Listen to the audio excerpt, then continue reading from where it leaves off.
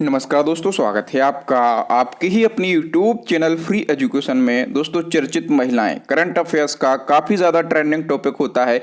आप किसी भी एग्जाम की तैयारी कर रहे हो, इस टॉपिक से 1 से 2 क्वेश्चन हर एग्जाम में पूछे ही जाते हैं। तो दोस्तों, आज के इस वीडियो में हम इस साल की चर्चित महिलाओं से बनने वाले सभी इंपॉर्टेंट क्वेश्चन को डिस्कस करेंगे। और दोस्तों, सभी क्वेश्चन को हम बिल्कुल डिटेल में विथ एक्स्ट्रा फैक्ट के साथ में डिस्कस करेंगे। तो दोस्तों, बिना किसी देरी के शुरुआत कर लेते हैं हम नंबर फर्स्ट क्वेश्चन से। और पहला हमारा क्वेश्चन है, हाल ही में सेबी की पहली महिला अध्यक्ष कौन बनी है।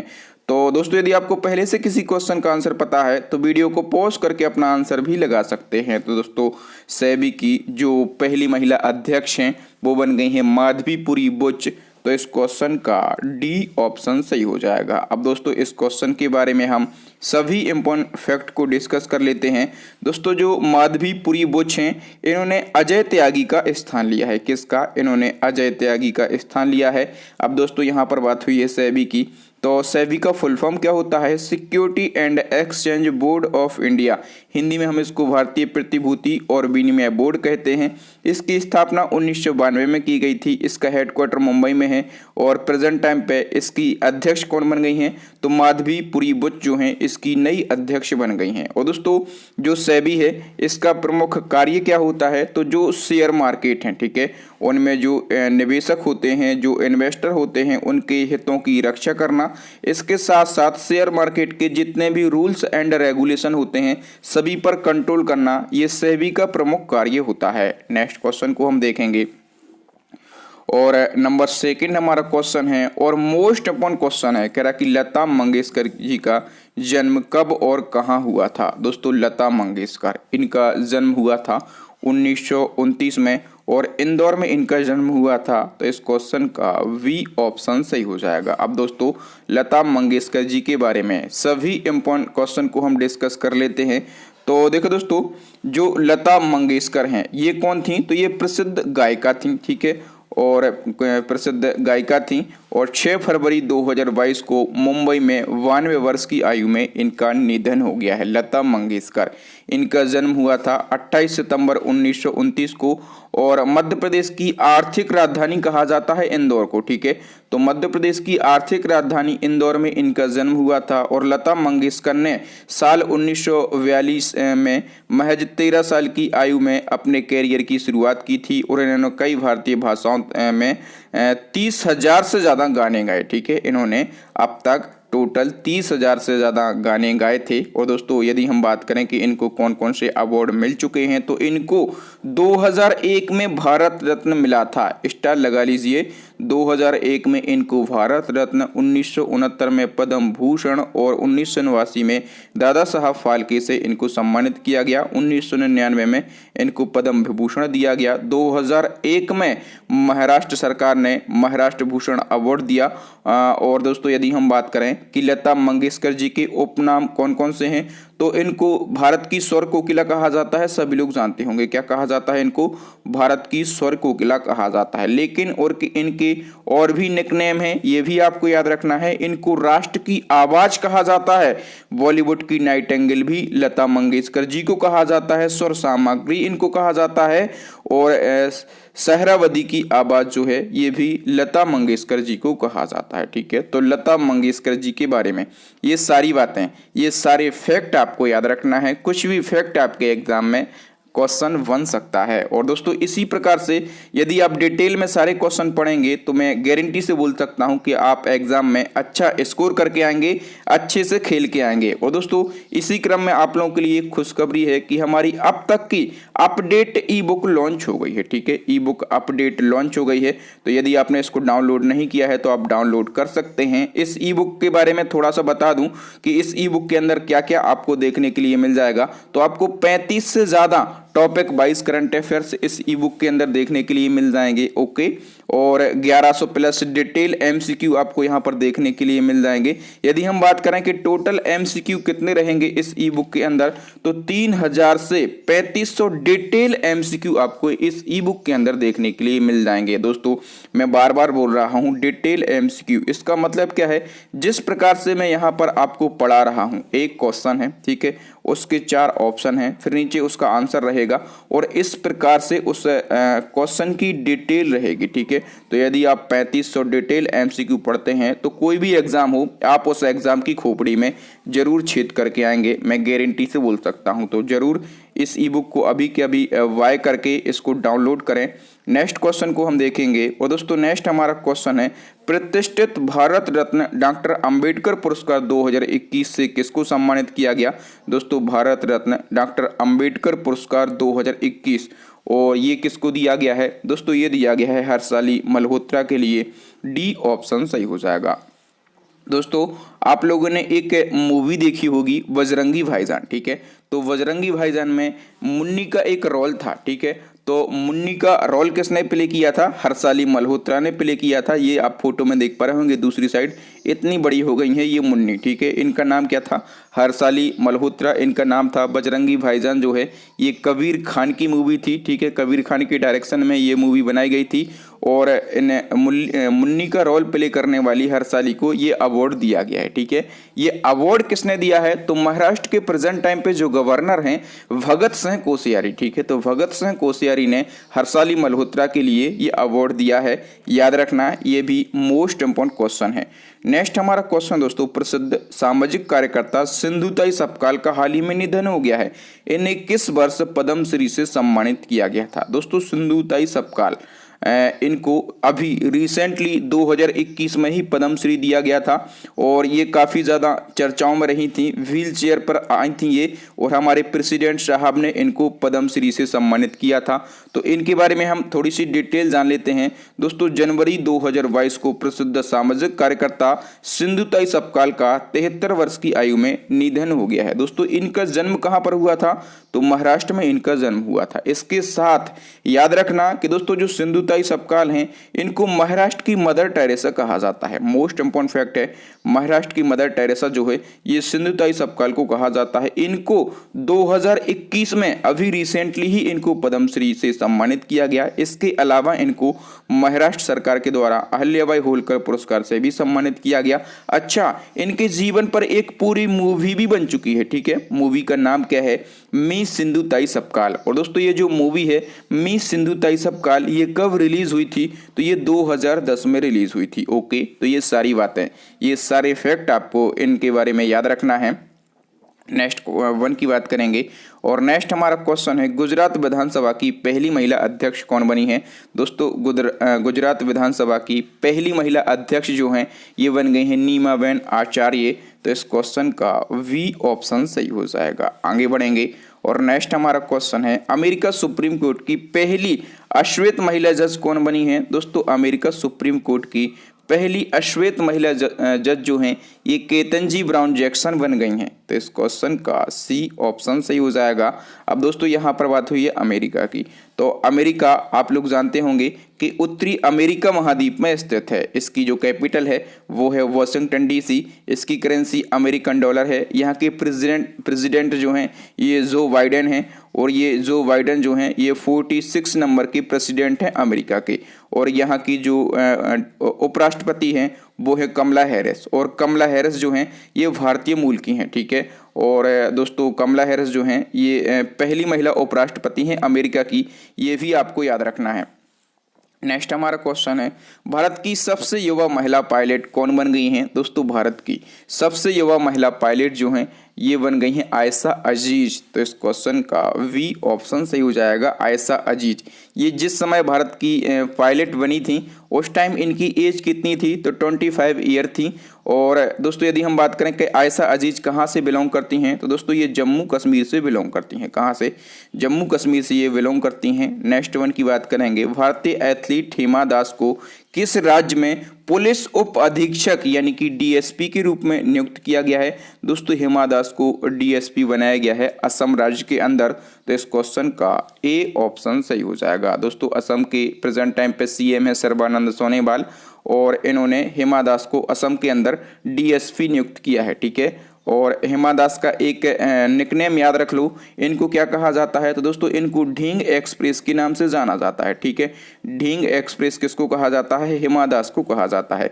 इसी क्रम में एक और क्वेश्चन है, कह रहा कि मीराबाई चानू को किस राज्य में अतिरिक्त पुलिस अधीक्षक यानी कि एडिशनल एसपी बनाया गया है। दोस्तों मीराबाई चानू को एडिशनल एसपी बनाया गया है किस राज्य के अंदर, तो मणिपुर के अंदर। तो इस क्वेश्चन का वी ऑप्शन सही हो जाएगा। मीराबाई चानू कौन है, तो ये वेट लिफ्टर हैं। ठीक है, और ये ओलंपिक में एक रजत पदक जीती थी। ठीक है, और ये ओलंपिक में रजत पदक जीतने वाली पहली भारतीय महिला बनी हैं। और ये कहाँ से बिलोंग करती हैं, तो ये मणिपुर से ही बिलोंग करती हैं और इनको मणिपुर के अंदर ही एडिशनल एसपी बनाया गया है। नेक्स्ट हमारा क्वेश्चन है दोस्तों, हाल ही में दिल्ली खेल विश्वविद्यालय की प्रथम कुलपति कौन बनी है। दोस्तों दिल्ली खेल विश्वविद्यालय की प्रथम महिला कुलपति जो हैं ये बन गई हैं कर्णम मालेश्वरी।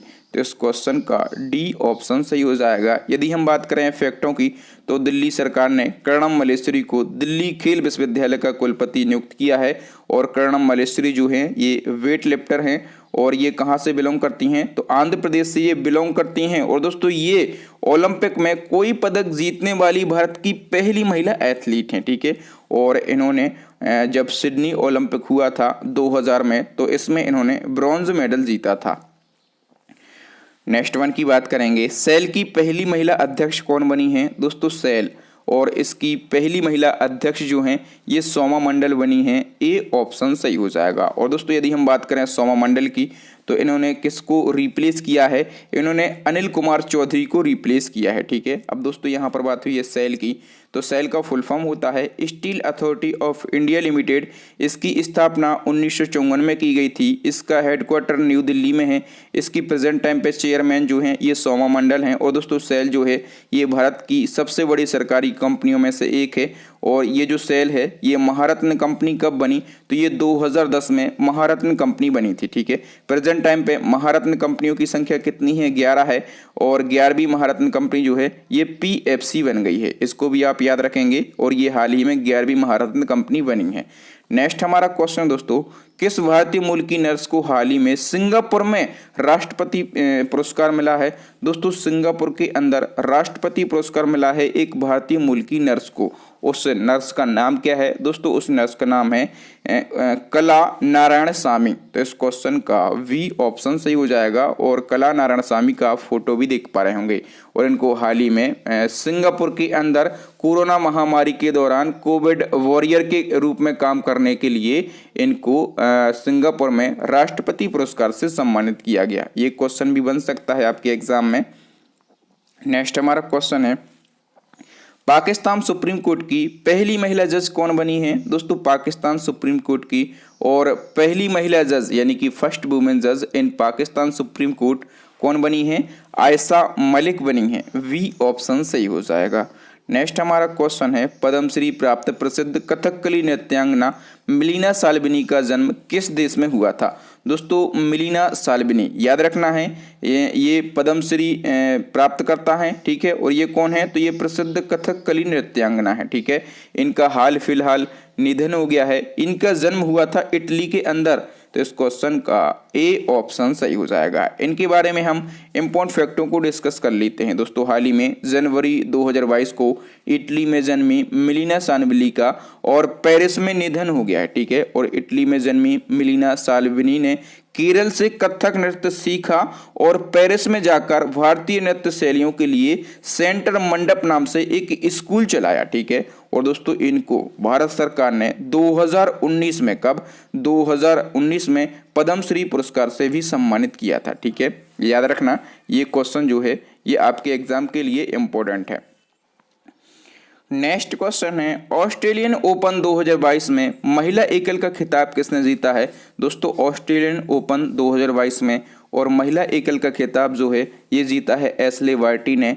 वी ऑप्शन सही हो जाएगा। दोस्तों यदि हम बात करें एशले वार्टी की, तो ये ऑस्ट्रेलिया की हैं। ठीक है, और इन्होंने यूएस की डेनियल कोलिंस को हराकर ऑस्ट्रेलियन ओपन 2022 में महिला एकल का खिताब अपने नाम कर लिया है। दोस्तों ऑस्ट्रेलियन ओपन 2022 का आयोजन कहां पर किया गया था, तो ऑस्ट्रेलिया के मेलबर्न शहर में इसका आयोजन किया गया था।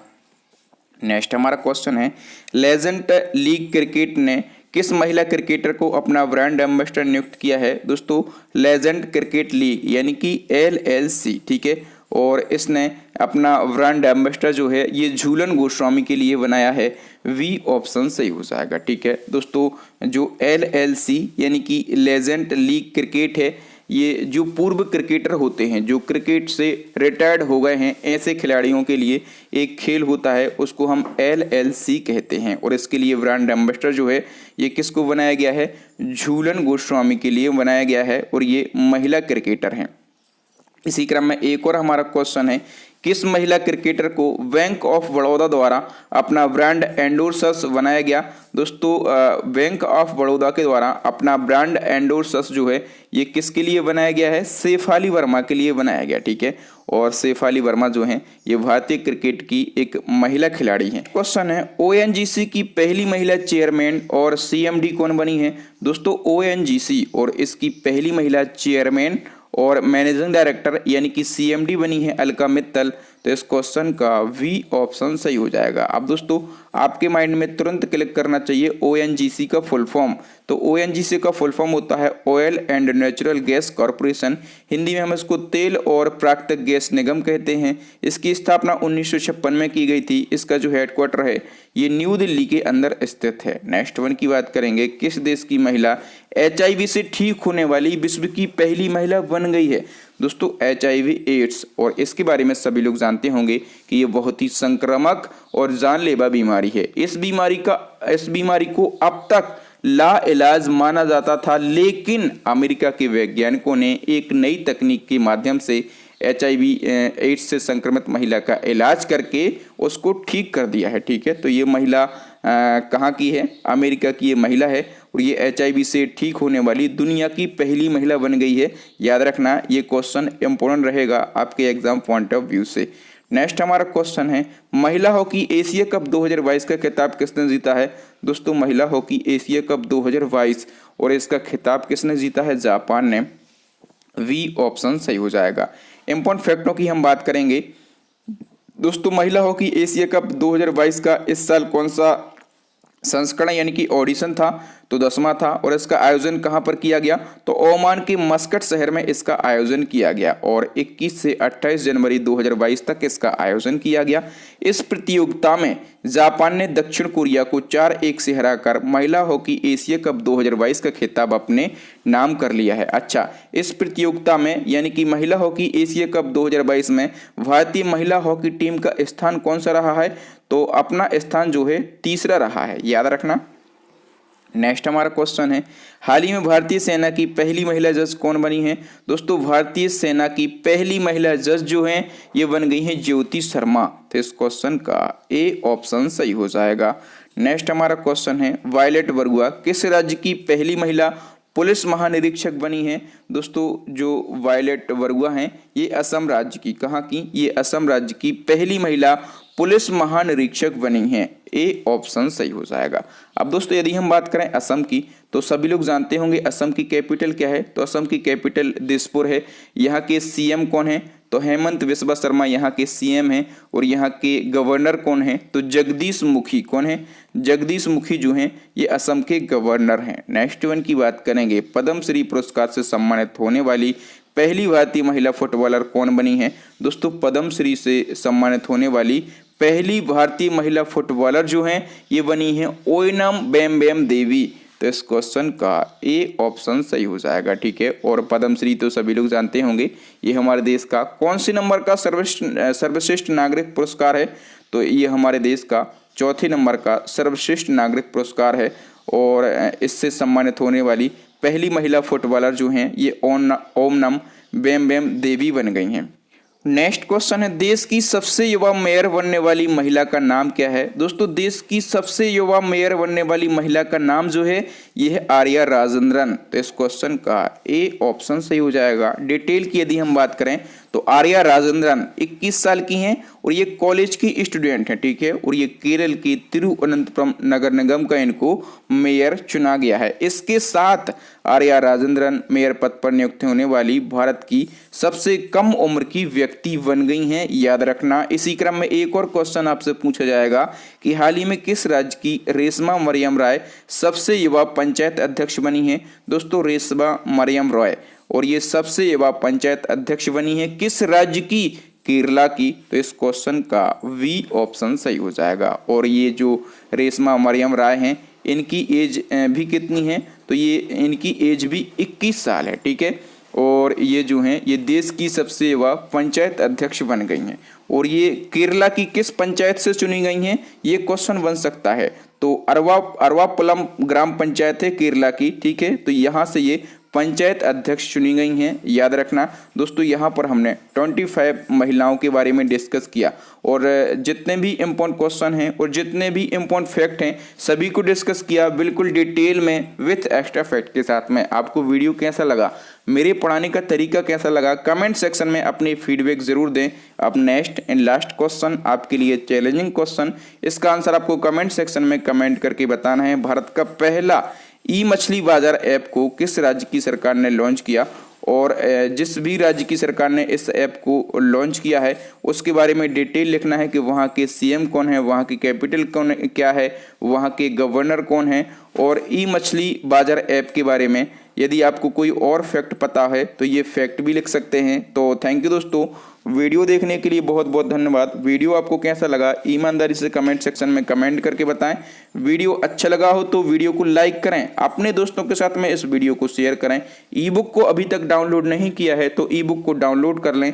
जो न्यू स्टूडेंट हैं उनसे यही कहूँगा, भैया चैनल को सब्सक्राइब करने के पैसे नहीं लगते, जबकि आपका ही फायदा है। इसी प्रकार का जब भी इम्पोर्टेंट और लेटेस्ट वीडियो आएगा तो बिना उसको सर्च किए उसका नोटिफिकेशन आप तक पहुंच जाएगा और आप हमारा वीडियो सबसे पहले देख पाएंगे। तो चैनल को सब्सक्राइब कर लो, साथ में बेल आइकन दबा लो। और इसी प्रकार के इम्पोर्टेंट वीडियो देखने के लिए, टॉपिक वाइज करंट अफेयर्स देखने के लिए हमारी प्लेलिस्ट को विजिट करें।